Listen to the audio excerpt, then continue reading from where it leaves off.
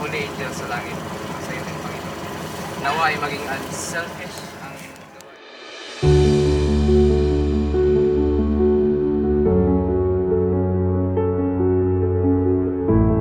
Ang ambag po ay nabuo mula sa aming ministry doon po sa Bayataw. Kami po ay namigay ng Samaritan Purse at na-inspire po kami sa kanilang gawain na magtipon-tipon ng mga gamit para sa mga kabataan.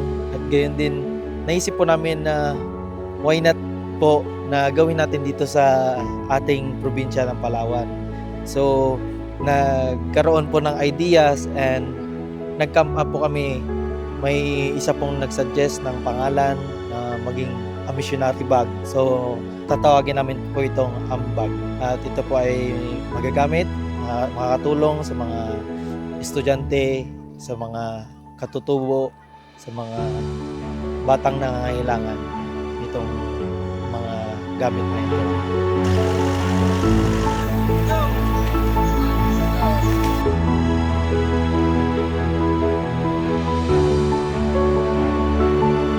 Actually po, itong pagpili sa Sitio Daan ay pagbabalik na lamang po ng Adventist Trail Ministry kasama po ng young professionals dito po sa community na to, na ang Sitio Daan po, especially yung Sitio Daan Elementary School at yung buong community po ng Sitio Daan ay dati pong naging malapit sa puso po ng mga young professionals at mga trailers dito po sa Palawan.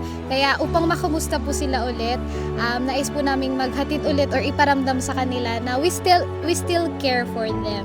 Kaya naman ito po yung napili na lugar para maging beneficiaries or recipients po ng first wave po ng ambag or a missionary bag ng young professionals Palawan.